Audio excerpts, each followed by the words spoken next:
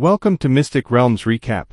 Please like, share, and subscribe. Enjoy today's episode. Quickly running to the side, Shiro wanted to get as far as she could from both of the behemoths before she was killed in the crossfire.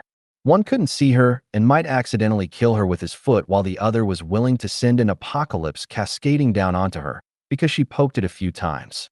Unfortunately, despite her attempts of running to the side, the giant was simply running too fast for it to matter, and the best thing she could do right now was hope that she wasn't crushed like an ant. Shiro. Hearing a voice shout her name, Shiro looked up to see Kuromi sliding through the forest on what seemed to be an ice ramp of sorts. "Grab on," Kuromi shouted out and reached out with her hand. Nodding her head, Shiro grabbed Kuromi's hand and was taken onto her ramp. "What's happening? How can you use ice?" Shiro asked with confusion while balancing herself on the ice. "Philip had the spell all along. He didn't want to give it to us since he wanted us to live a peaceful life, but with how things are, along with the fact that we proved that we can use the energy even without the spell, he decided to give me the spell in the end," Kuromi explained while making sure that they dodged the trees. "I see. Anyways, I've managed to piss off the dragon quite a bit, so it's currently fighting the Tiryu city guards. Unfortunately, the guards seem to have made some preparations, so they won't be attacking the city." Shiro nodded. "I say that's a better alternative. After all, none of the innocent bystanders will be harmed. Let's cooperate and keep the dragon out while inflicting as much damage as we can to the enemy guards," Kuromi replied, since it would be quite cruel to involve the bystanders that have done nothing. True. To be honest, I should really think about bystanders some more." Shiro nodded after a short moment, since in her past life, she destroyed a city in a fit of rage, and let's just say the body count wasn't low. "Anyways, are you able to pass me the spell too? If I'm able to access my armor without charging up, it'll be quite helpful," Shiro asked. "Of course. However, keep in mind that this spell isn't that efficient. To offset the lack of a second strand, it burns up more energy than normal. So, sure, you can access your armor, but at twice the cost, so you need to remember that," Kuromi warned while passing her the spell book. Grabbing the spell book, Shiro was almost thrown off the ramp, since Kuromi had to quickly dodge to the right after the giant threw a tree towards them. "TCH, I'm not exactly the speediest fighter, so I'll be counting on you, Shiro." Kuromi clicked her tongue. "Don't worry, once I can use my armor, I'll be able to send the giant towards the dragon in an instant." Shiro grinned as she quickly memorized the spell. Narrowing her eyes, she couldn't help but praise the Lord that had created this spell. The book had recorded a way for her to tap into her reservoir of celestial energy without actually having to use it. Once she taps into the energy pool, she'll then need to mold it in a way that creates a pseudo-soul strand, which allows her to use energy normally. Of course, as Kuromi had stated, doing so would burn up twice the amount of energy that is needed, and if her concentration fluctuates, the strand would be broken and she'll lose access to her energy once more. The hardest part of this would definitely be the initial step of tapping into the reservoir. With only one strand available, it was akin to trying to open a two-key lock with only one key. She'll need to wiggle her way into the reservoir without following normal procedures. This wasn't without its risks, of course. If she is careless in her actions, her body may be paralyzed for a few moments, and during these moments, she'll experience quite a bit of pain. However, Shiro wasn't intimidated by this and immediately sat down. "If Kuromi can do it, so can I, since we're the same person," she thought to herself. Closing her eyes, she started to focus her mind so that she could tap into her reservoir. Seeing this, Kuromi only smiled and made sure that Shiro wasn't knocked off balance, or else it may stop her from succeeding. Snapping her fingers, Kuromi pointed her palm towards the giant's body. *KRRRR. An ice rose bloomed on his chest as the petals exploded out into chains that restrained his movements for a short moment. "Yura." Tensing his body, the giant shattered the chains with brute force and tore the rose off his chest. Crushing it in his hand, he threw the ice chunks towards Kuromi. Swiping her hand to the side, Kuromi created a second magic circle that turned all of the shards into thin needles and sent them flying towards the giant. Piercing into his skin, the needles released a biting cold that started to freeze his flesh. Some of the cold had even reached his bones as the giant could feel his joints aching. Gritting his teeth, The giant activated one of his berserk spells. Red marking could be seen spreading out from his body. He's using that spell again. Kuromi thought to herself since she had seen this during his first fight against the dragon. ARHH. Shouting as loud as he could, the giant shook off the biting cold and glared towards Kuromi, who was already quite far away. Jumping into the air, the giant brought his axe over his head as Kuromi widened her eyes. Should the axe smash into the ground, there was no doubt that a crater would be formed, and no matter how she dodged, she'll be caught in the area. TCH, seems like I'll need to block this one, she thought with a frown. Taking a deep breath, she was about to make a shield when she sensed celestial energy beside her. Looking to her side, she was surprised to see that Shiro had already tapped into her reservoir and was currently forming the pseudo-strand. Damn, that's pretty quick. Kuromi thought to herself before returning her focus back on crafting a shield to block the giant. Pointing her palm towards the giant, a giant magic circle appeared in the air as an ice erupted out from the giant and formed a shield that had tens of ice pillars acting as support. Asterisk crack. As the axe slammed into the shield, it immediately cracked the surface from the initial impact. Damn. Quickly reinforcing some of the pillars, Kuromi was able to keep them barely intact with several fractures slowly increasing in size. Thankfully, the shield did its job and stopped the giant from decimating the ground around them. Growling in anger, the giant raised his fist and punched the shield with as much force as he could muster. Asterisk bang. Shattering the already damaged ice shield with his punch, his heavy body slammed into the ground before resuming his sprint.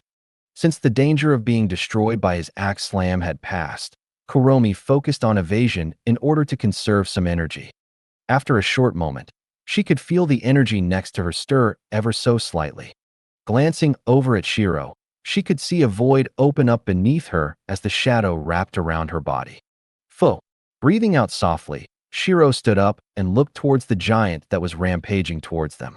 Kuro, she called out. Sup? Are you able to get him to try the axe slam again when I give you the signal? I've got a plan, Shiro asked with a slight smile.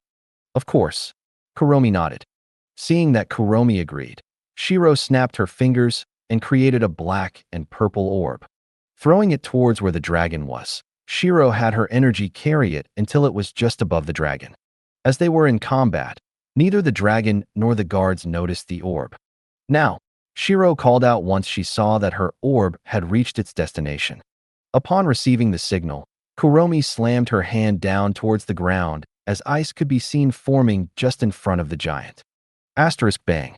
The moment the giant stepped on the ice, Kuromi had the ice shoot up into the air and launch the giant, so that it had no choice other than to slam his axe down. Noticing an opportunity to attack, the giant raised his axe over his head. Seeing that the giant was about to slam his axe down, Shiro grinned and snapped her fingers. Creating a second orb, she then threw it towards the giant as it unraveled itself to reveal a portal to the void. Widening his eyes with surprise, the giant tried to stop his attack since he didn't know what the portal was, but at this point, his fall could no longer be stopped.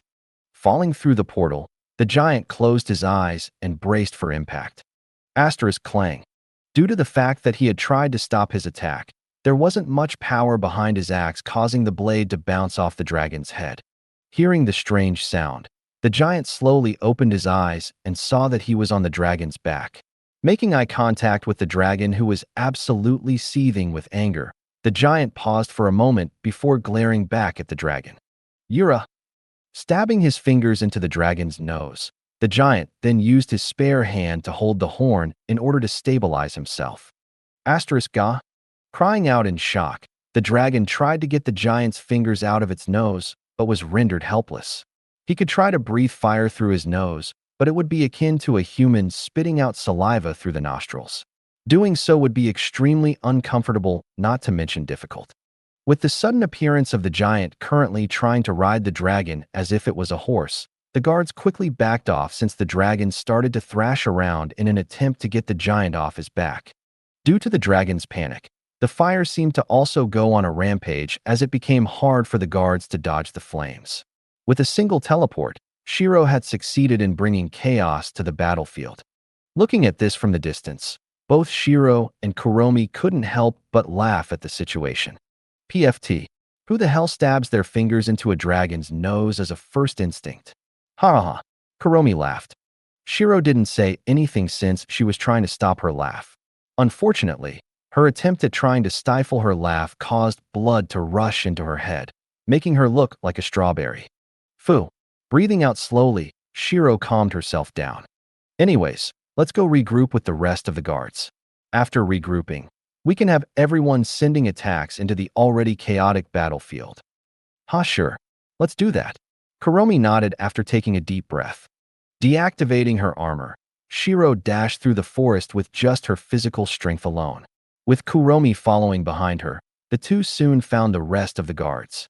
Let's see. Yep, that's everyone. Aki, glad to see that you survived through that. Shiro smiled. Only because you gave me enough time to leave. If I was still in the cave when the dragon woke up, I would have been evaporated. Aki chuckled. Speaking of the dragon, second young miss, what exactly did you do to wake it up in such a bad mood? I know that you summoned a giant lightning spear since it was impossible to miss, but such an attack wouldn't cause this much of a reaction. Philip asked as he had never seen the dragon become this angry before. How do I put it? You know when gods smite people down? Shiro asked. I do. Does that mean you smote the dragon? Philip raised his eyebrow. Pretty much. The only difference is that instead of smiting the entire body, I concentrated the lighting to pierce his ass in order to wake the dragon up. Shiro smiled cheerfully. Pardon? Sorry, it seems like my ears have misheard. Must be my age, but can you repeat that? I smite. Dragon. Up. Ass. Shiro replied as she emphasized each word so that Philip understood what she had just said. Blinking his eyes, Philip appeared to be at a loss for words since he didn't know how to respond to what he had just heard. No wonder the dragon is so angry. He sighed. Don't worry about it. It's good for us anyway since the dragon and giant are drawing most of the aggro on the battlefield. This gives us more room to work around in terms of attacking the guards. Shiro grinned. Don't think about it too much. It's just a trait of Shiro's after falling into the lake. Probably hit her head on a rock or something. Kuromi shrugged with a chuckle. MN. I see. Poor second young miss. Oi, I'm right here, you know. Shiro replied as her smile twitched. Cough anyways. Enough joking around. Let's go get some revenge for everyone that was killed by our enemies. Kuromi smiled as the rest of the guards nodded with enthusiasm. Dashing through the forest, Kuromi started to inform each of them of what they should do in order to maximize their kill potential and how they should react on the battlefield. Depending on what happens, they may have to meet up in several parts of the forest in order to regroup.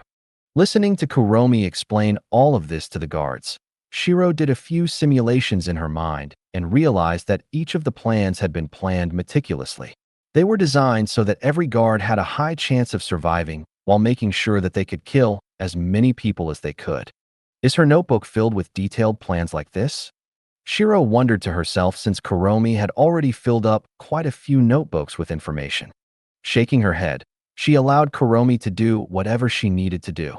After all, with Kuromi nearby, Shiro didn't need to worry about planning and strategizing since she enjoyed fighting more. In a way, this was one of the things that set the two apart. It may also be attributed to how they were raised since Shiro had to fight for her life in the labs, while Kuromi grew up with her family. But they were the same person in the end, so regardless of how they grew up, Shiro didn't think about it too much. As they approached the battlefield, everyone started to split up as Kuromi and Shiro stayed together as a team. Our job is to kill the leaders of the guards. If we see anyone that fits the bill, we are to assassinate them and leave the battlefield without a leader. Remember, once your energy depletes past the 30% mark, I'll need you to leave immediately, or else you'll just be tempting fate at that point. Kuromi reminded. Don't worry about it. I'm not that reckless. I'll make sure I'll have a way out for myself. Shiro replied with a grin. Good. Also Kuro. MN. How are you able to use ice? For me, I can use my elements because I have celestial raiment, but what do you have? Shiro asked curiously. It seems to be a natural affinity of sorts.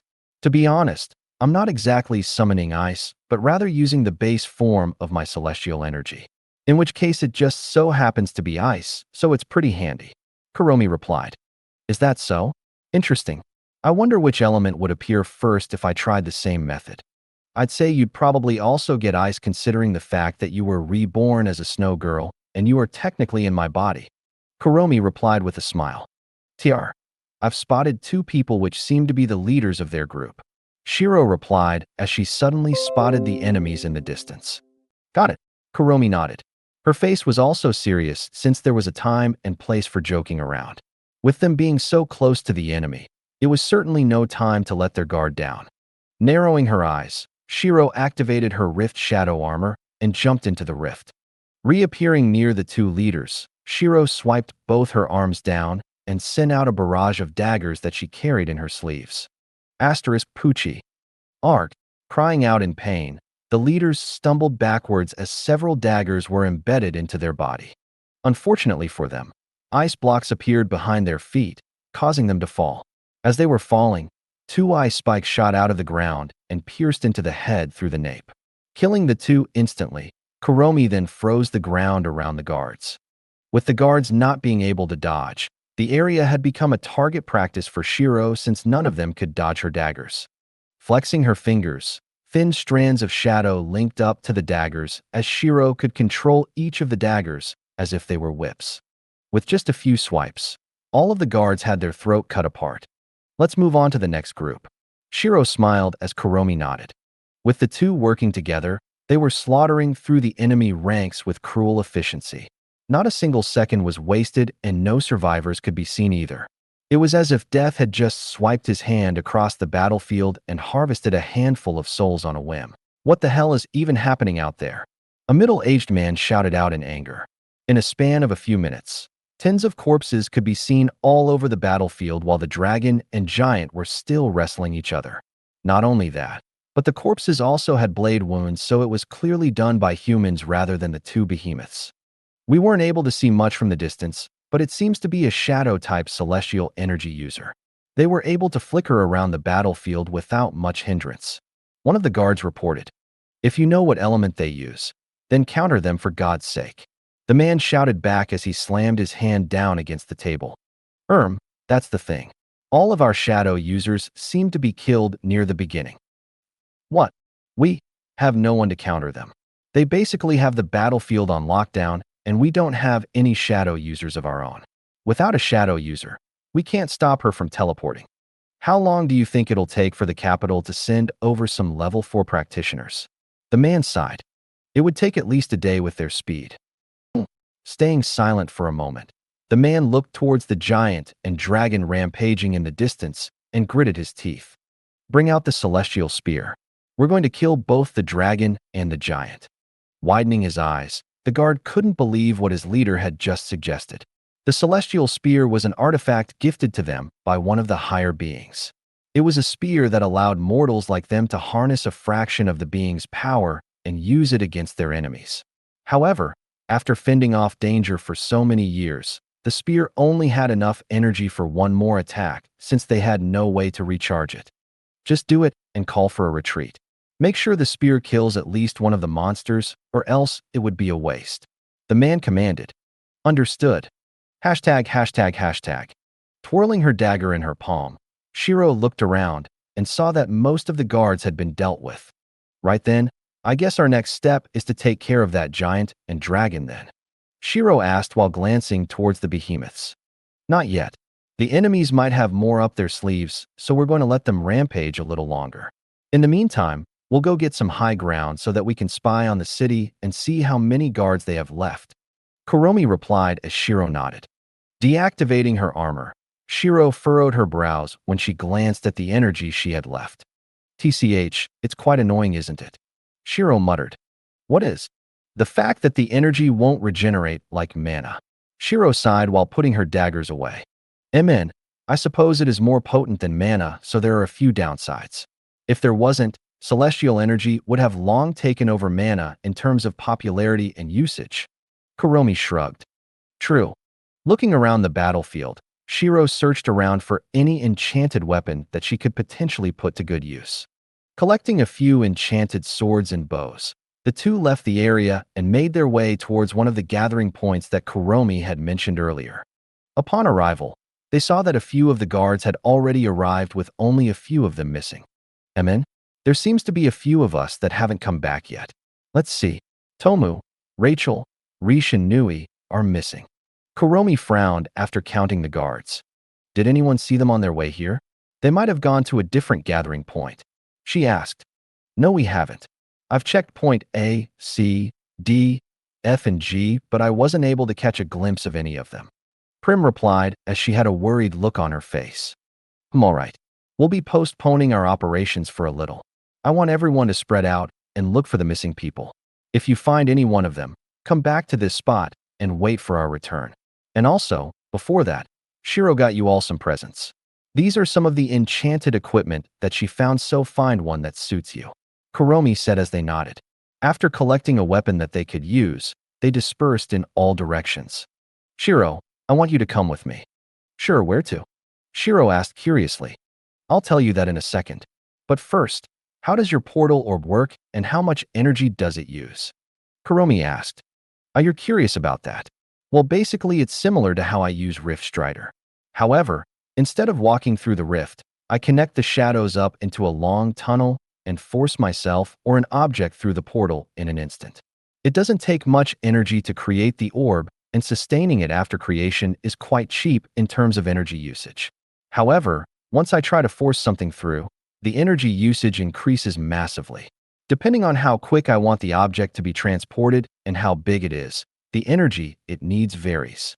Shiro explained. How I see. All right. Do you have enough energy to make 2 orbs, teleport us, and potentially fight in a while? Should be doable. Shiro nodded.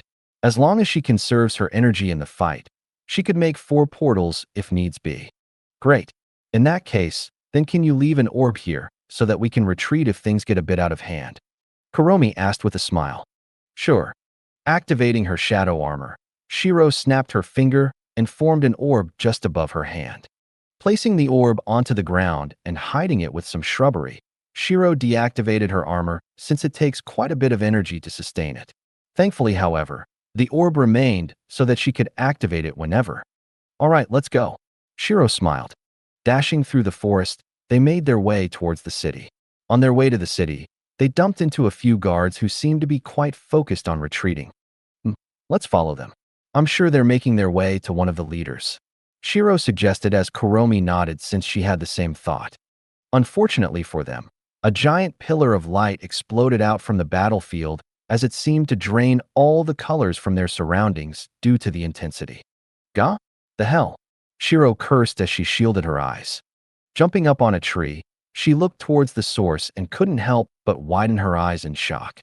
The F***CK? Both Shiro and Kuromi said at the same time. Flying in the air, the dragon was now encased in armor with the giant riding on his back. He was also wearing a similar style of armor, and his axe transformed into a sword. Did he really just tame a goddamn dragon by stabbing it in the nose? Shiro questioned in disbelief. Well, it F***King looks like it. Kuromi nodded. Suddenly feeling both glares lock onto them, the girls paused for a moment. Wait, did they just team up to deal with us? Kuromi asked as she tilted her head. What did you do to lure the giant? Shiro asked. Pretty much the same as you, but in the crotch. Why? Because I think they've just realized who the real enemies are, Shiro said with a forced smile. Run, Kuromi suggested. Run, Shiro nodded. Quickly turning around, the duo ran as fast as they could before the giant and dragon could catch up to them. Halt right there, you foul beings. The giant shouted out as both girls looked back one more in shock. F***CK? He gained some brain cells. Don't talk. Just run. Kuromi retorted as they charged towards where the guards were retreating to. That way, they can at least have the guards deal with this monstrosity that they had created. I said halt. The giant shouted out once more as flaming spears appeared beside him. Pointing at the two with his sword, the spears shot towards them as the trees started to burn up from the heat. Gritting her teeth, Shiro turned around and activated her armor once more. The shadows flared around her as she created 2 portals and sent the spears flying back at him. Eat **T. She cursed out. However, since the spears were directly under his control, the giant merely had them slowed down before pointing back towards Shiro. I would like to take this opportunity to humbly apologize about my actions. Die. Without even waiting for her to continue, the giant launched the spear towards her once more as Shiro sighed. Man, what's with this die nonsense? Waving her hand, a portal opened up once more as a pair of jaws snapped the spears up and dragged them into the void. Try something a bit more original.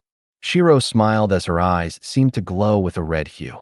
Seeing this, the giant and dragon couldn't help but feel a shiver down their spine.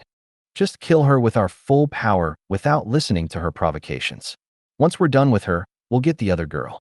The dragon growled as he had formed a telepathic connection with the giant after creating a contract between them. I know.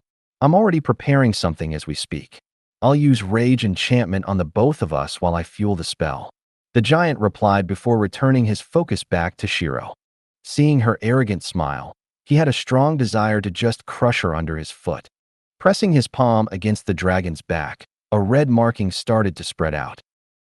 Yura. Crying out in rage, the dragon seemed to grow a little larger as his muscles pulsed with energy. In addition to this, his flames changed from red to blue as anything they touched was turned to ash in an instant. Whistle. So you can share skills, huh? Shiro said with a smile as she narrowed her eyes. Despite her arrogant demeanor right now, she was actually at the end of her ropes. With how much energy this spell is burning, the most she could do is hold out for a little longer. She had set her hopes on Kuromi since she flicked an orb to her before jumping up into the air in order to confront this dragon rider. Once she sensed that the orb was far enough, she'd teleport away without hesitation. However, there was a slight problem with that. Can she live long enough for the portal to actually get far enough? All of a sudden, thin fire needles erupted out from the ground around her. Widening her eyes, she quickly dodged to the side. She knew that if she was hit directly, she'd be burnt to ash and the trial will end. Unfortunately for her, even though she managed to dodge the needles, just being in the vicinity caused third-degree burns along her arm. Quickly releasing some cold mist, she retreated a little further away and encased her arm in ice. TCH, that fire's a problem. Even if I was to change my armor to the underworld fire variant, it still wouldn't give me enough resistance to his attacks. Shiro thought with a frown. What's wrong, girl? You seem to have underestimated a dragon's fire. The giant snarled as he prepared to launch more attacks. Ha ha ha, nothing's wrong. You know, seeing the burn caused by the spear made me think about that one time I had accidentally left my hand roast in a fire that I couldn't feel. If anything, I'd say your dragon's fire is a little hotter than the campfire I prepared. Well done, Shiro retorted. Staying silent, the giant knew that Shiro was just delaying the inevitable. Perhaps she was stalling for some reinforcement, or that she may be preparing a spell just like him. Regardless of what the truth was, it was no use anymore since he had reached his goal. Raising up his hands, a magic circle started to spread out as it soon covered the entire battlefield. Realizing that its size was comparable and might be even bigger than the one she had, Shiro could only look at the giant magic circle with a tired smile. I've really kept up this time, haven't I? She mused with a shake of her head. To be honest, looking back at the situation, she should have just left the fight the moment she transported the giant. That way, even if he had tamed the dragon, they would have been far away and safe from danger. Looking around her, Shiro tried to look for something that could help her out of this situation, but things were dire. While there were guards up on the city wall, they seemed to be waiting for something. She could also guess that they were waiting for the giant to be tired after dealing with her so that they can take the kill. Man, we were the ones that wanted to kill with a borrowed knife, but the situation seemed to have been reversed. I suppose it's time to grow the F***CK up. I've had my fun for a while, so I should drop the act. Closing her eyes for a moment, her aura seemed to fluctuate. Previously, it was overbearing but was also warm. It welcomed those she trusted and kept them safe. However, this was extinguished and all that remained was the cold, unfeeling nature of a night sky. Regardless of what happened on Earth, it didn't concern her as long as no one provoked her. Looking up into the air, Shiro narrowed her eyes and stared at the magic circle.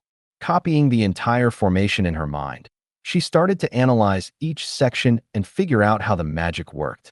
Unfortunately, the runes that were involved in the magic circle were quite foreign to her, so she had to also learn an entirely new language during this process. If she was to be described as a machine, her internal systems would be set to overdrive right now in order to decode everything in the shortest span of time possible.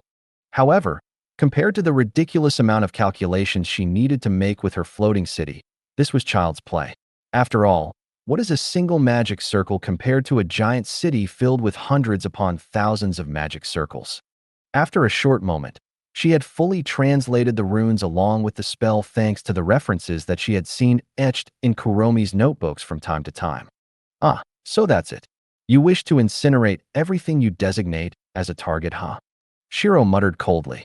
She could already feel the heat from the magic circle as each of the runes started to glow. It was still a little early for her to completely stop the spell, but tampering with it is still achievable. After all, shutting down magic was one of her specialties. That trait didn't go away with the lack of mana. As long as she can use the same type of energy and understood the composition of the spell, she had 100 ways to cancel it out. Raising up her hand towards the magic circle, she snapped her fingers as a few of the runes shifted in order just as the spell activated. Asterisk, boom. All of a sudden, a pillar of white flames shot up into the air and evaporated the clouds in an instant. Looking at this in disbelief, the giant stared at Shiro, who had tampered with his spell. You know, despite getting some brain cells with this little contract of yours, you're still an idiot. I'm not one to monologue about your mistakes since that's a stupid thing to do so you can live without knowing why, Shiro said as she narrowed her eyes at the giant. Even though I stopped playing around, the situation doesn't change much. I can sense that he still has a sh*t ton of celestial energy left, so fighting is far from beneficial. Not to mention, my own storage is running on dry soon. If I keep this up, I won't even be able to teleport away. Kuromi isn't as far as I hoped she would be either, Shiro thought to herself with a slight frown. Pausing for a slight moment, the giant frowned in displeasure. Maybe larger spells would work, he questioned the dragon. I doubt it. Do you not see her confidence in dealing with the last one? Small spells are useless and large spells are cancelled. At this point, our best shot is to just wear her out with physical strength until she runs out of energy, the dragon replied. But reinforcements might arrive, the giant countered. Unfortunately, with the contract that the two had formed, they had to both agree on something or else neither of them could force the other against their will. While they did gain power with this contract, their conflicting nature seemed to have opened a small gap for Shiro to exploit. Unfortunately, she didn't have the energy to kill the two, so the best she could hope for right now was to just escape once Kuromi was far enough from the location. Staring in a stalemate, both Shiro and the giant used their aura to probe the opposition in order to see what they should do. Shiro's goal was to stall for time, so this situation was actually quite beneficial for her. During their stare-down, she noticed that the dragon and the giant seemed to be glancing at each other every now and again. They must be talking to each other. Though I wonder why they haven't attacked me yet, Shiro thought with a frown. Looking around her, she spotted the guards moving towards the forest while protecting what seems to be a spear. What are they planning to do? She furrowed her brows. Thinking about it for a moment, Shiro decided to make her way towards them so that they can deal with the giant and dragon instead. She could tell that Kuromi had gone far enough and the shadow guards had already reconvened at the spot where she had placed down one of her orbs. Making eye contact with the giant one more, Shiro smiled before immediately dashing away towards the city guards. Seeing this, the dragon and the giant quickly came to an agreement and charged after her. Regardless of what happens, as long as she died in the end, they didn't care. ###. sh*t. They're coming this way. One of the guards shouted out in a panic as they saw a black-haired woman flying towards them with the dragon following behind her. Quickly, shoot her down while the captain readies the spear. One of the deputies cried out as he activated a few spells. However, they did not expect the woman to only swipe her hand as a portal appeared and the spells started to bombard the behemoths chasing behind her. *Yura. While it didn't do any damage, it served to annoy the dragon further.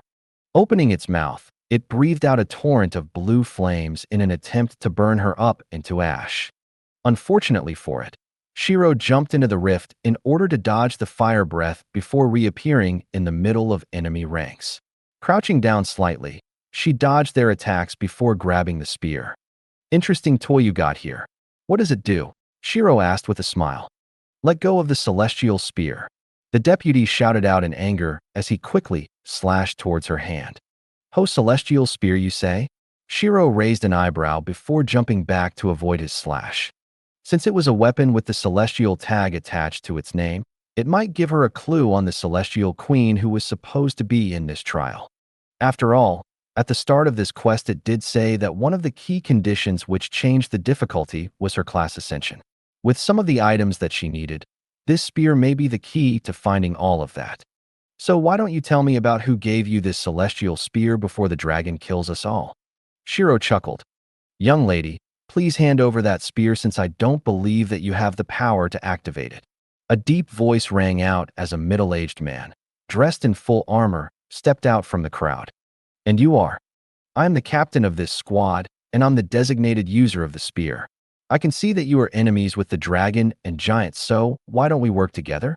The spear only has one more charge left, so I want to make sure that this charge is used to kill both giant and dragon.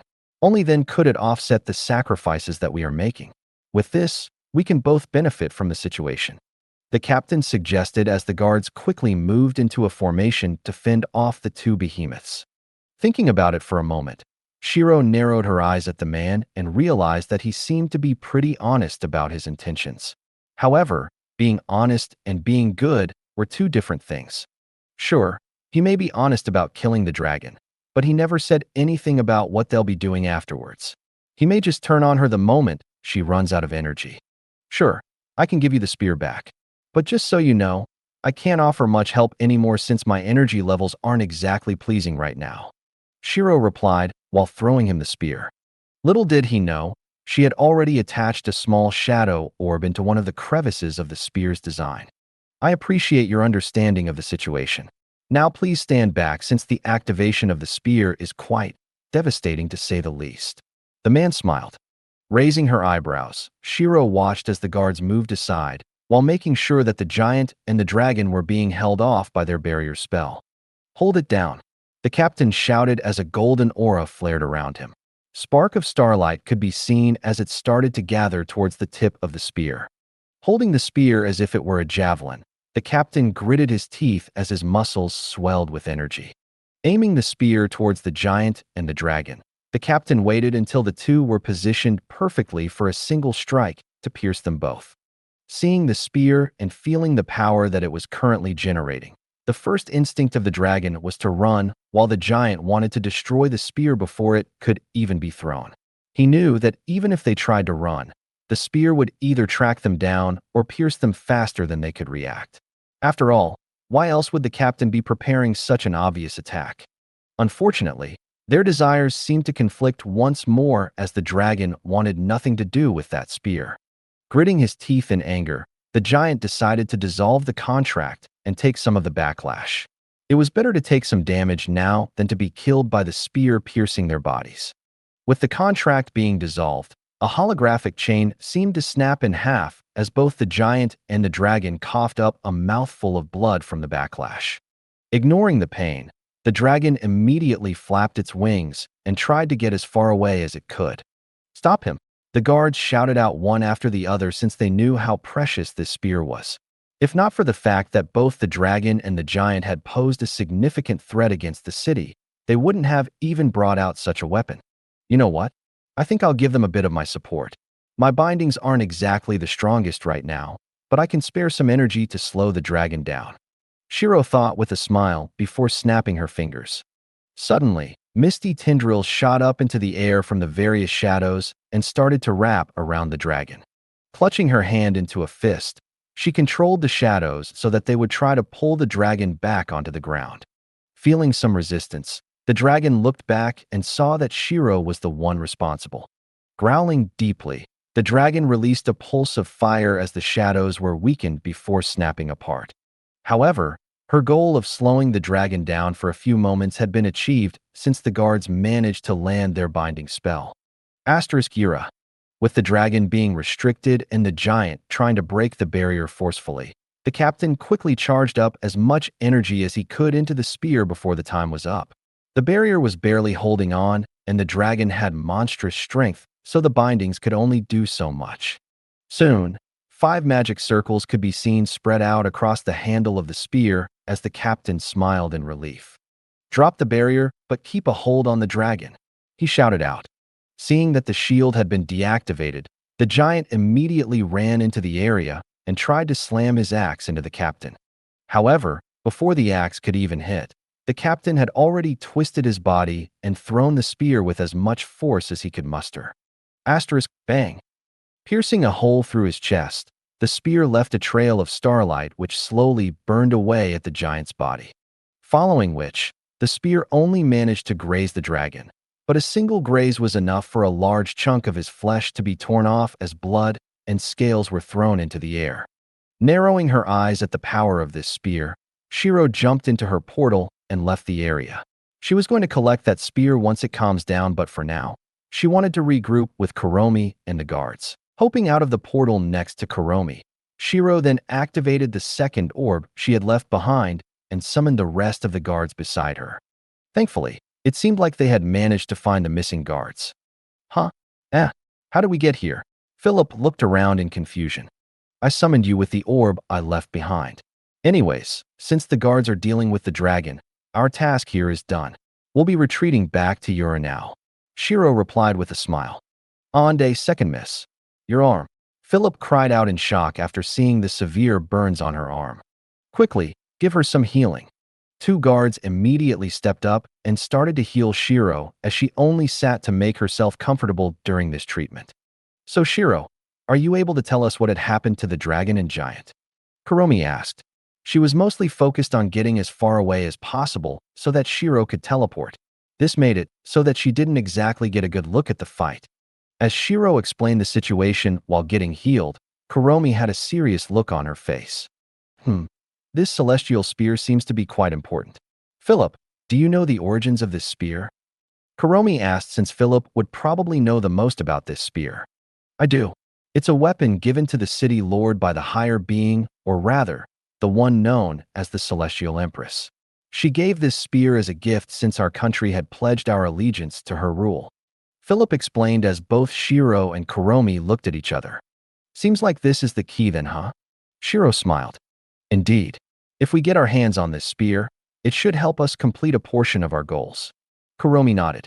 While the trial wasn't exactly clear on what they should do other than solve the corruption and fulfill certain requirements, Kuromi could guess that meeting the Celestial Empress would be one of them. Philip, do you know where the Celestial Empress resides? Unfortunately, no. All I know is that her emissary lives in the capital. Philip shook his head. Emissary, huh? I don't exactly like talking to emissaries since they could be fakes for all I know. For someone as vague as the Celestial Empress, it would be better to talk face to face rather than through a medium. Kuromi frowned. Well, I suppose it wouldn't hurt to go talk to them now, would it? Plus, who knows, the emissary might be a decent person. Shiro chuckled. True. Regardless, let's finish everything here before grabbing more tasks. We haven't even destroyed all the families that have hurt us yet. Kuromi shook her head.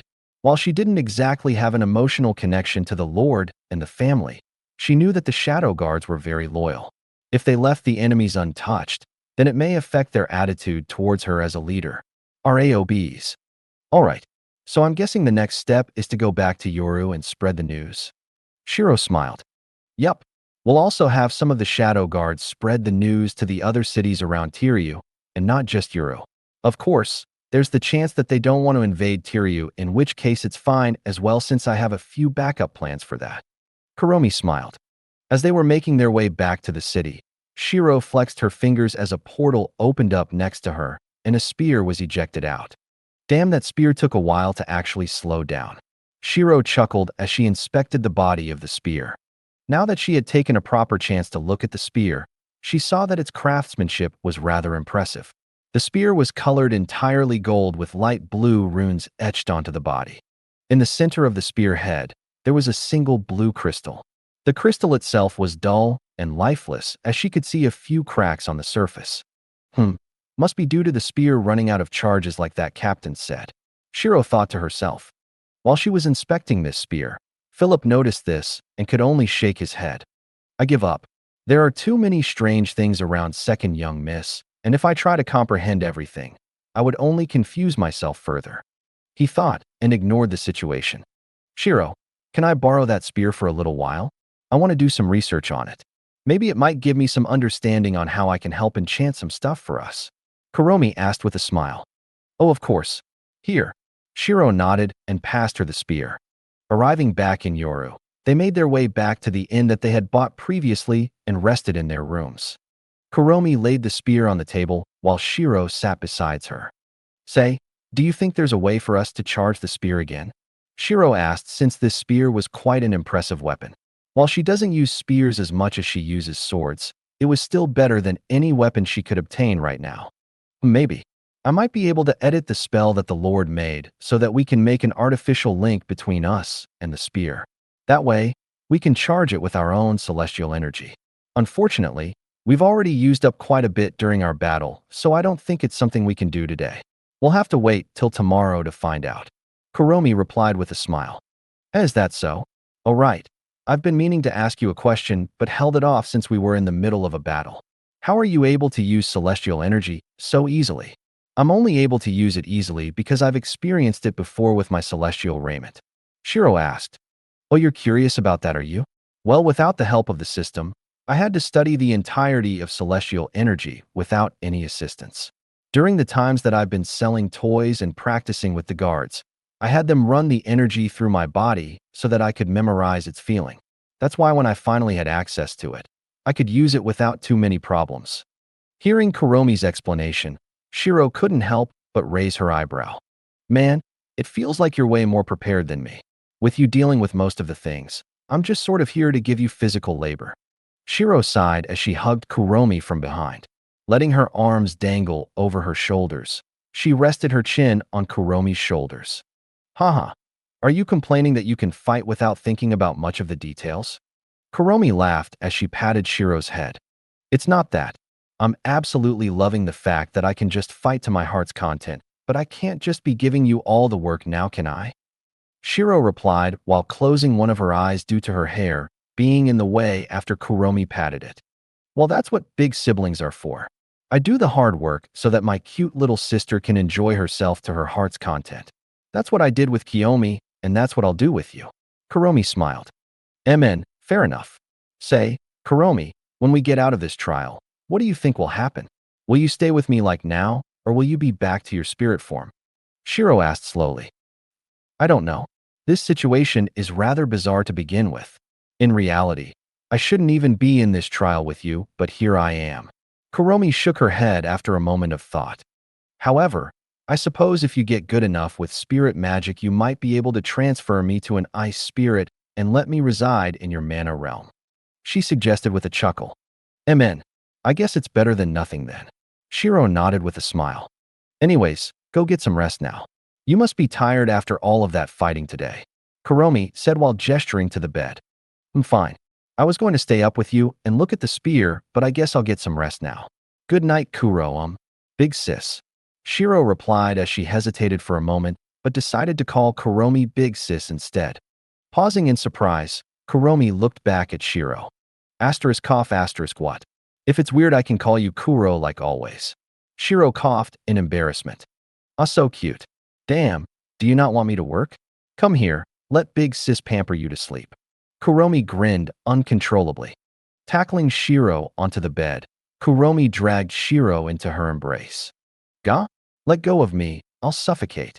Shiro complained since Kuromi had accidentally wrapped her arms around Shiro's neck, stopping her from breathing. Ah, sorry anyways, let's go to sleep. Big sis will prioritize you over my work tonight. Kuromi chuckled while making sure that Shiro couldn't escape from her hug. Of course, she made sure that Shiro could breathe this time. Sure, whatever.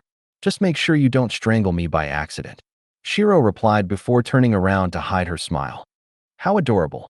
Kuromi thought as she slowly fell asleep. For the next 4 days, Kuromi spent that time getting the shadow guards to spread the news about the family's interior acquiring a special spell that allows them to demonstrate strength that's beyond their normal capabilities. A rumor of how a certain family was destroyed because they had obtained this spell. Since there was some truth mixed into this along with a few lies such as it was due to this spell that they could kill the giant and fend off the dragon, the families in the surrounding cities started to send in spies relentlessly to get the truth. In a world where the law of the jungle prevails, such a spell could turn their lives around. So many of them wanted to obtain it at all cost. There were a few families who were suspicious of this rumor, but once some evidence started to appear in their reports, this suspicion disappeared. Meetings were held in secret between a few families as they formed teams under a temporary truce to obtain this spell.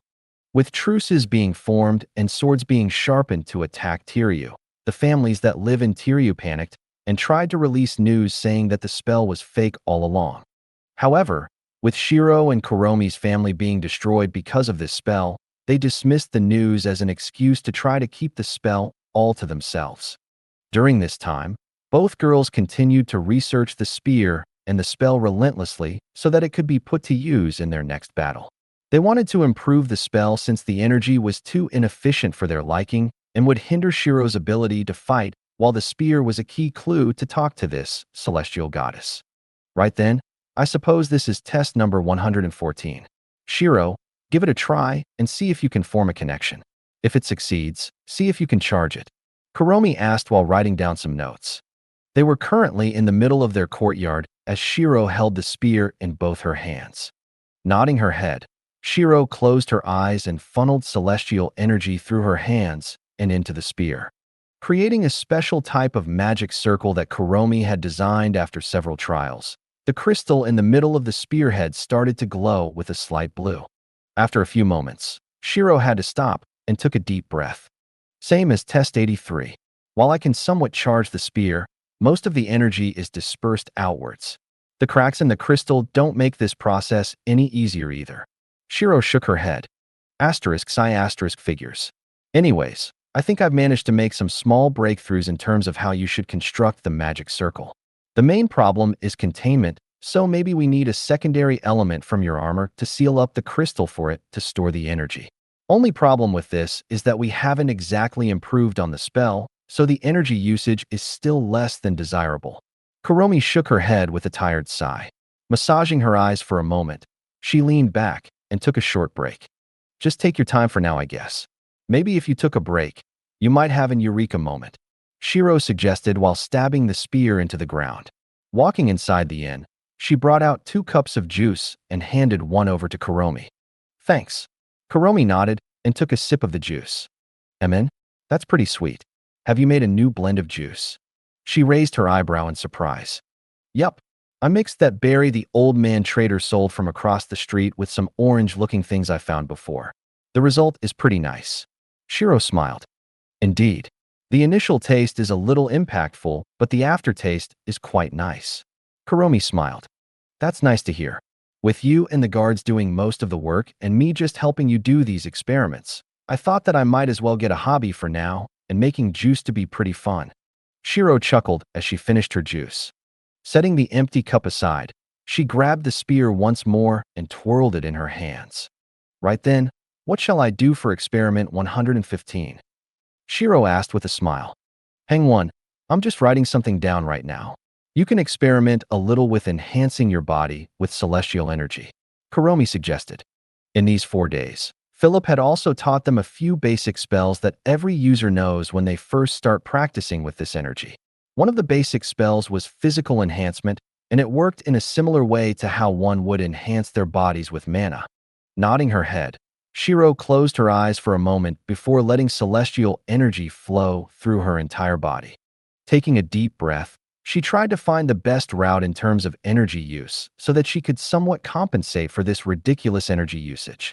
As she continued to try to find the best route, Kuromi was designing a few spell circles in her book. Since the main problem was trying to patch up the cracks that had appeared after the spear ran out of charges, she needed to find an efficient way to patch up that hole so that they could use the spear's full power without wasting too much energy. Out of all the elements that Shiro could use, Cosmic Ice was probably the one that had the highest compatibility with the spear. We've already tried this element in test 32, and it only enhances the spear further, making it drain more energy. That's the opposite of what we want since we need something to contain the energy and not burn it out faster. Kuromi mused to herself while writing down what effect each of the elements had with the spear. Out of all the elements that Shiro could control, The one with the highest chance of succeeding in patching up the hole was surprisingly her water element/oceanic abyss. The thing with this element was that it revolved around dragging her enemies to the depths of the sea and drowning them while not giving them a chance to escape from the currents. All she had to do was contain the energy within the crystal through this current. However, the problem with this element is that the longer the current continues, the stronger it gets. Eventually, it gets to a point where not even Shiro, the user, could control it. With a volatile element such as this, it was hard to put into action during battle. Closing her eyes for a moment, she continued to formulate some prototypes in her mind. Just like that, another 3 days passed as the tension between the surrounding families and Tiryu seemed to be at an all-time high. They were ready to launch an assault at any moment, but decided to wait for now since there was news that the royal family was going to participate in this battle. With the royal family joining in under the pretense of hoping to solve everything peacefully. With this excuse, the families had no choice but to wait since it would be treason should they start the battle without the royal family's permission after saying that they wanted to solve things peacefully. However, since the royal family was responsible for everything to begin with, their presence here threw an unpredictable variable in Kuromi's plans which she wasn't exactly happy with. But regardless of what was happening in the outside world, Kuromi wasn't paying attention since they were on the verge of a breakthrough after 3 days of continuous experimentation. If their next experiment succeeds, they would have completed all of their preparations, and even if the royal family joins, they could still proceed with the plan. "Ready when you are, Shiro," Kuromi said with an excited smile. Nodding her head, Shiro closed her eyes and stabbed the spear into the ground. A giant magic circle expanded out from under her feet as she donned her rift shadow armor. However, there was something different about it this time, since the shadows almost behaved like ocean waves. From her arm, a black and blue tendril of sorts could be seen crawling up the spear before making contact with the crystal in the center. Asterisk, boom. Releasing a blinding ray of light, the spear seemed to transform in her hands as parts of the spear split apart to reveal additional components. Holding the now transformed spear, Shiro could feel her energy being contained within the crystal as they had managed to repair the spear and charge it up with more energy so that it could be used in future battles. It's a little hard to charge still, but it should be pretty handy in the fight. I'll admit though, if I wanted to recreate its original power that pierced the giant and dragon, I'll have to stand still and take some time to gather the required energy," Shiro said while swinging the spear around. "I took that into consideration so you don't have to worry. Just think of this as a trump card of sorts." Kuromi nodded with a smile. "Fair enough. So what are we doing now then? We've finished most of our preparations in terms of improving the spell and repairing the spear. With the royal family reaching Tiryu in about another day or so, we have another 24 hours to spare. Is there anything else we should improve on?" Shiro asked while deactivating her armor. Cutting off her connection to the spear, it returned to its original appearance. There's not much else we need to do other than making sure that the different families actually ATT. Actually, there is one thing we can do." Kuromi smiled. "Oh, we can start setting up an ambush for the royal family and have some of the guards try to evacuate the citizens of Tiryu so that they aren't dragged into the battle. After all, when all hell breaks loose, I doubt the soldiers would worry about the civilians since they could be enemies that are disguised that way," Kuromi suggested. "I see what you want to do. The longer we delay the royal family with our ambush, the more time the guards have to evacuate people." Shiro smiled. "Yup. The only problem is will they actually evacuate? There's only so much we can do for the week since we have limited manpower right now. If there are still civilians around despite us slowing down the royal family, they'll have to rely on themselves in order to survive the battle." Kuromi shook her head. "Well, at least you're trying to help them. I've seen people who just bombard a city without caring about casualties." Shiro shrugged. As for the people who just bombard a city without caring about casualties, it may or may not have been her at one point, but Kuromi didn't need to know that. Anyways, let's go gather the guards and start making our way to intercept the royal family. We'll need some information about their route of travel along with where each of the other families are stations." Kuromi nodded. Packing everything up, she briefed the rest of the guards about their next steps as they organized a few teams, each with different roles. Team 1 was responsible for keeping an eye on all the families surrounding Tiryu and where they were planning to attack. Team 2 was responsible for entering Tiryu to see what the families inside Tiryu planned to do, while Team 3 followed Shiro and Kuromi. Their task was to find the royal family's travel route and intercept them. With the tasks handed out to the teams, they split apart and started to travel separately. Shiro had taken this chance to give each of them an orb so that they can teleport away to her should things go south. Team 3 consisted of 8 people, not including Shiro and Kuromi. As for the key figures, they were Philip and Prim, since their skill set allowed them to restrain large groups of people without too many problems. With skill sets like these, they were extremely valuable in an ambush. Jumping into a separate carriage that they had bought, the team started to move towards the northwest, since that was where the capital.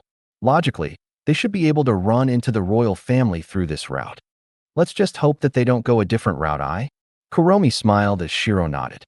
I don't think they would, since that would only waste more time if they chose a different route. If anything, I'm more concerned about what kind of firepower they brought with them, since I'll be the one doing most of the fighting. Shiro laughed. Now that I think of it, I doubt they would bring weak guards, so most of them will probably be level 3.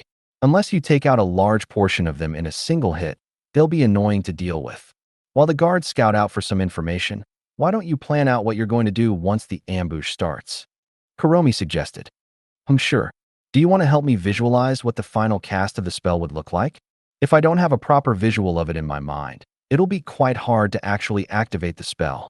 Shiro asked. Oh, of course. So what kind of spell are we planning to make? Spending the journey discussing what kind of effects the spell could cause, they soon arrived at a small town called Oriental. This town was directly in between the capital and Tiryu, so Kuromi estimated that this was probably the best place to start setting up an ambush just outside of town. To their left was a small woods of sorts, while a river ran down their right. Right then, first things first. Philip, you take 2 others and scout out ahead and see if you can spot the royal family with their army. We'll set up a few ambush camps around the forest and the river while you do this. Kuromi ordered as Philip nodded his head. Of course, first, young miss, I'll see to it immediately. Gesturing to 2 of the guards that followed them, he made their way through the woods, since they would be harder to spot in there. With Philip and those 2 on scouting missions, I want you 5 to help me set up some traps around the place. Prim, I want you to surround the entire woods with your webs, so that if we do lure them into the woods, we can bind them and attack without much worries. Since there is only 10 of us here in total, including me and Lil Sis over here, we'll need to focus on guerrilla warfare. Understood, first, you miss. But I have a question first. What is guerrilla warfare? Prim asked, as this terminology was rather foreign to her. Alright, it's basically hit and run tactics. We don't want to be fighting them in a head-on battle, since our numbers are lacking. What we want to be doing is making sure that we are not in the same place for an extended period of time. Same goes for being surrounded, since that would cut off our escape options. Kuromi explained. Oh, I see. Understood. Prim nodded. Are there any more questions? If not, let's start setting up some ambushes. Kuromi smiled. ####. While this was all happening, a woman could be seen drifting in what seems to be an open galaxy. Around her were glass shards that showed her scenes of the trial, as several of the pieces of the shards showed her what Shiro and Kuromi were doing. Even though this is supposed to be a solo trail, she's here with someone else. Or rather, with herself? No wonder the trial was automatically raised to immortal level. She's technically doing this solo, since it's just her in the trial. What an anomaly. The woman muttered with a shake of her head. System, display user privileges. She called out as a list appeared in front of her. Looking through the list, she started to type away at the keyboard. With how things are right now, they'll be able to defeat the royal family and their army quite easily. Not only that, I didn't expect this Shiro kid to actually repair that spear, so I'll need to give the army a celestial weapon of their own to balance the situation out. After finishing what she wanted to type, she swiped her hand and dismissed the avatar. It's been a while since I was last deployed, so I suppose it's okay to have some fun. Plus, she needs my decree to class up anyways. System, generate contractor avatar. Unique code, CE102. She called out as light enveloped her body. Request granted. Please note, you are not allowed to assist the trial activator. If you do, you are to be stripped of your user privileges, as this is a breach in the contract. Understood. Now make me my avatar already. The woman smiled as her body slowly faded away from this space. Right then, that should be all the traps. Kuromi smiled as she stood up on one of the tallest trees. Shiro, how is Philip's scouting party doing? They managed to catch a glimpse of the royal family approaching in the distance. I'd say they will arrive in another 2 to 3 hours, give or take. It should be enough time for us to finish off any small details that we might have missed. Shiro replied while looking at the situation through one of her orbs. And what about the situation in Tiryu? Most of the civilians have been evacuated to a camp further away from the city since they know that things are going to be hectic soon. There are still a few people who are reluctant and don't believe in the rumors, but at this point, until they see for themselves, nothing will convince them. TCH, annoying. Kuromi frowned. Forget it. We did our part by warning them. If they get killed in the battle, they can't blame us. Shaking her head, she looked towards the guards that were with them. Take up archer positions around here. Make sure to draw all of their attention so that Shiro can land a devastating spear throw from the riverbanks. Kuromi ordered as they nodded their heads and scattered through the woods with bows in hand. Do you want to give me an orb as well so you can teleport to me once you've thrown the spear? She asked since it was quite risky to be cornered by the river. Don't worry, I've already set up a few orbs around the place, so I have quite a few escape options. Shiro smiled. All right, I'm counting on you. Watching Shiro dash towards the rivers, Kuromi had a smile on her face as she shook her head and started to set up her own archer spot. As they waited in their ambush locations, Philip and his scouts came back and reported to Kuromi. Assigning them a few places to be, they were now completely ready to ambush the royal family. ####. Brother, it's quite a surprise to see you coming to assist us. I thought you were going to keep indulging yourself in Yoru. A woman said as she had a rather cold expression on her face. She was currently sitting on an open roof carriage that had war horses pulling the vehicle forwards. Margin and rhythm, soldiers held the royal family's flag up with pride. Well, 2 people caught my attention lately, and they seem to be quite involved with the whole Tiryu city situation, so naturally, I can't miss this. The man said with a shrug. He was also the same person that had fed Tao the information which led to his downfall. He was called Altamur, second prince of the Muir royal family, and had been sent to Yoru due to his less than acceptable behavior. As for the woman he was talking to, her name was Rylan Muir, eldest princess of the Muir family. She was also known as the War Maiden due to her exceptional energy control and battle prowess that lets her dominate the battlefield. Originally, she had not planned to come to Tiryu, since the original agreement was to have the families deliver the spell to the capital and allow the families that acquired it to study the spell for a short while. However, things got out of hand once rumors started to spread. Families that had no knowledge of the spell were now interested as they each prepared for a war of sorts. Between saving one city worth of families to several cities worth, the royal family would naturally choose the latter option. MN, 2 people, huh? Are they girls again? Rylan asked with a frown. ***, yes bu dash. Alta, how many times must I tell you to stop playing around and actually settle down with someone before you're killed due to your frivolous nature? Rylan reprimanded as she narrowed her eyes with annoyance. She knew that this brother of hers wasn't exactly the strongest person around, so his nature was just asking for someone to kill him. Of course, sis. I'll keep that in mind. Alta nodded, but Rylan knew that this brother of hers didn't take her words into heart. Everyone, we will reach a rental soon, so give it one last push, and then you can take a break in the town. Rylan called out since she knew that the soldiers were tired from the journey. Despite being one of the stronger soldiers, they couldn't reinforce their body constantly, or else they'll waste a lot of their energy, making it hard for them to fight at full potential when it is most needed. Suddenly, danger washed over her senses as Riali frowned and looked around her. Widening her eyes, she saw a hail of enchanted arrows descend upon them. Take cover, she shouted out before raising her hand into the air. Surging celestial energy through her arms, a magic circle expanded out around her as she tried to protect as many of the soldiers as she could. Unfortunately, those that weren't as prepared were pierced by a blanket of arrows and died on the spot. Despite being people that could use celestial energy to an amazing degree, they were killed before they could even utilize their best weapon. Ambush.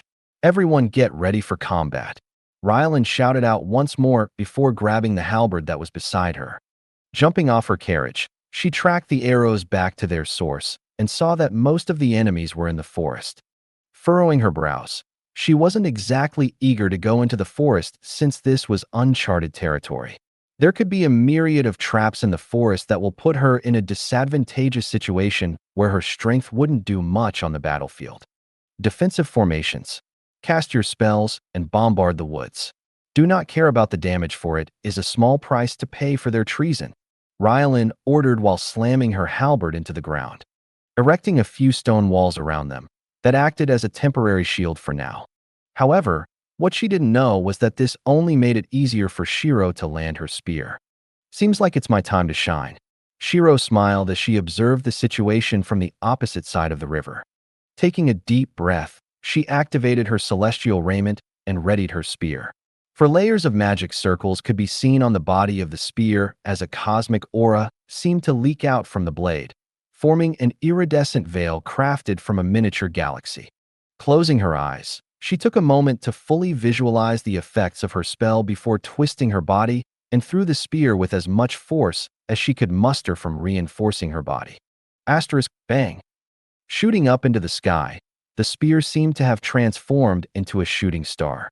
With just the initial impact of throwing the spear, the ground under her foot cracked apart as her body sunk slightly into the ground.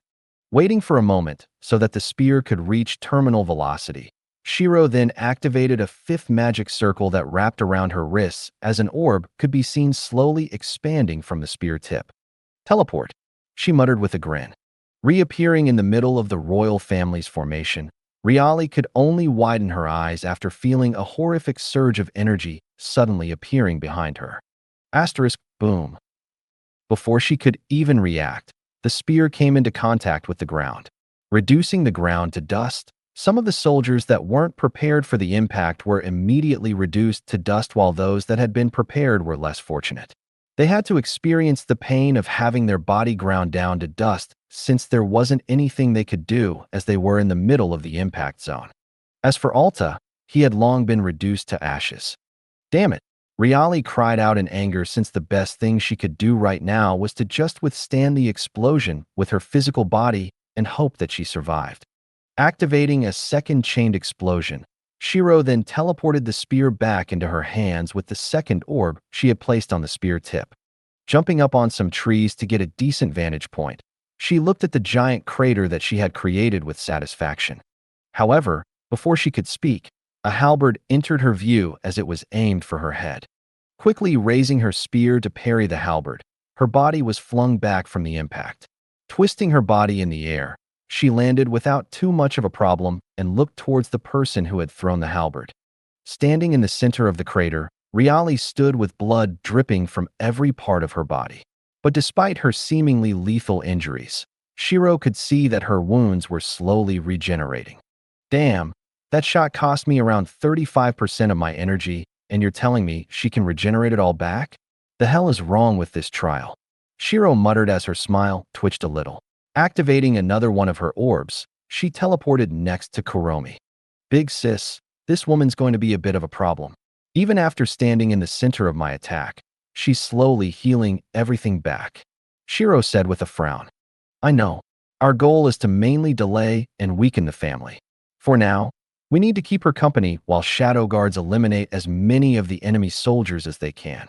Remember, if you start to be surrounded, run out of energy, or you're getting overwhelmed, go into the woods, and we can start our retreat from there on.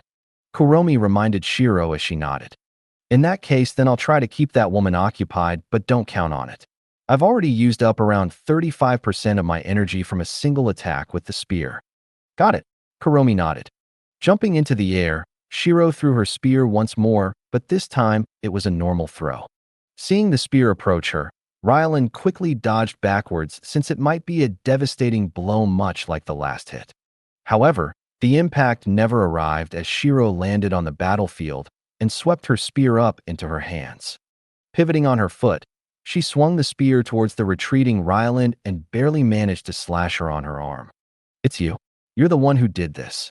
Rylan glared at Shiro in anger as she kicked towards her abdomen. Quickly parrying the kick with her spear, Shiro was surprised at how much force was put behind a single kick. If this was a normal spear, it would have been snapped in half in an instant. Twisting her body, Shiro stabbed the spear into the ground and used it as a pivot before also kicking towards Rylan. Pushing each other back, Shiro narrowed her eyes and looked at the battle around them. Right now, they had the upper hand due to their surprise attack at the start, but the royal family's soldiers were slowly pushing back. I'll keep this woman company for a little longer before leaving, Shiro thought to herself. Where are you looking at in the middle of a fight? Rylan shouted out as she jumped into the air and ready to spell in her hands. Slamming her hands against the ground, a giant fissure cracked open as Shiro almost lost her footing. Quickly dashing up into the air, she looked at the battlefield with a serious frown. Despite the fissure's size, it had managed to avoid all of Rylan's allies. Damn, her control is ridiculous, Shiro thought to herself before readying her spear for another attack. Get down here. Swiping her hand upwards, a giant stone pillar erupted towards Shiro as Rylan was hungry for blood. For this woman to kill so many of her soldiers, she had to pay with her life. TCH, I won't come down there. Why don't you come up here? Shiro retorted as she slashed her spear towards the pillar. Infusing the spear with some of her energy, she activated a partial transformation in order to boost its attack. *KRRR. Splitting the pillar in half, she saw Rylan jump towards her while using the rubble from the pillar as footholds. Twirling the spear in her hands, Shiro slammed it towards her in an attempt to send her back down. Unfortunately for her, Rylan seemed to have disappeared from her spot and started to charge towards the woods. Damn! Quickly activating one of her orbs that she has scattered into the woods, she appeared in front of Rylan and slammed her spear into her chest. Coughing up a bit of blood, her body was flung back to the battlefield as she crashed against the floor. Looking at Rylan, Shiro frowned once more after realizing that her injuries seemed to heal itself. She's only used some earth magic and physical strength so far. If anything, I suppose her monstrous regeneration is her main weapon. She can probably outlast most people and force them to run out of energy before killing them. Shiro analyzed with a frown. Until she had an attack that could kill her in one shot, it was going to be disadvantageous to fight her. Kuromi seemed to have the same idea since Shiro could see a few of the shadow guards already retreating. Shiro, you don't need to use up any more energy. We've pretty much reached our goal, Kuromi called out. Got it. That woman's a problem, so we might want to have a few scouts keep their eye on her, Shiro replied as she stored the spear away. Snapping her finger, a portal appeared behind Kuromi as they were about to regroup with the rest of the guards. However, before she could even step into the portal, she felt a berserker-like presence behind her as she quickly grabbed her spear and stabbed it towards the source of danger. *Pushi. Feeling her spear pierce a body, Shiro glanced back and saw Rylan's hand that was just short from grabbing her head. Her eyes seemed to glow with this menacing red as she grabbed the spear and pulled it out of her gut. Watching her regenerate the injuries once more, Shiro frowned and gestured for Kuromi to leave first. I don't think she's going to let me leave without a proper fight, Shiro said as Kuromi nodded. Good luck, lil sis. I'll keep an eye out and fire a few arrows if needs be. Kuromi smiled before jumping into the portal. Now then, it's just me and you again. I'll tell you what though, you're quite rude, aren't you? I was having such a nice conversation with my one and only big sis after all. Shiro smiled as one could see that she was a little annoyed. However, Rylan seemed to have not heard her as she continued her flurry of attacks. Parrying them all with her spear, Shiro decided to go a little serious. Reinforcing her body to a basic standard, she got into a stance from the Takamikazuchi technique. It's a little awkward to use a sword technique with a spear, but this should help offset the difference a little, Shiro said as her aura seemed to turn cold once more. Attack domain, spear. She thought to herself. Due to her experiences with using the sword domain, forming an attack domain, which was a step before a full domain, wasn't too hard of a task as long as she knew how to use the weapon. After all, to make an attack domain, one had to have a great deal of control over their body and the weapon, both of which Shiro had. *Puchi. Flickering towards Rylan, several slash and piercing injuries could be seen appearing on her body in an instant as blood splattered in the air. Slamming the pommel of the spear against Ryland's chin, she then slashed downwards with the blade. As the blade dug deep into her shoulder, Ryland didn't even flinch as she grabbed the spear with her bare hands and kicked towards Shiro's face. Turning her head to dodge the kick, Shiro pivoted on her foot and hauled Ryland's body over her shoulder and slammed her into the ground with the help of the spear. Twirling the spear so that it was in a reverse grip, Shiro slabbed it towards Ryland's neck. Dang. Grabbing the spear with her hands, it soon became a contest of strength. Seems like you'll die if I decapitate you. No wonder you're trying so hard not to get stabbed there, even though you can just regenerate the damage you take, Shiro said coldly. Blood trickled down her arm as she was slowly winning the contest of strength. Furrowing her brows, Shiro tried to kick Ryland's arm away from the spear so that she would die, but her arms wouldn't budge. Suddenly feeling a surge of energy much like what she felt when that captain threw the celestial spear, Shiro quickly jumped back and made some distance between them. A shimmering light could be seen surrounding Ryland's arms as it slowly formed the shape of a gauntlet. Her blood seemed to mix with this light, causing it to gain an ominous hue. Bang. Slamming her hands against the ground, Ryland propelled her body upright. Readying her fist, that was now equipped with a white, gold, and red gauntlet, Ryland charged towards Shiro. TCH, so you also have a celestial type equipment, huh? What a pain, Shiro said with a frown. Raising up her spear, she tried to parry Ryland's next punch. Bang. Parrying a few of the punches, Shiro saw a few splinters of gold enter her vision as she realized that the spear had a few fractures along the body. You've got to be kidding me. Thank you for watching. I hope you enjoyed today's episode. If you did, please like, share, and subscribe.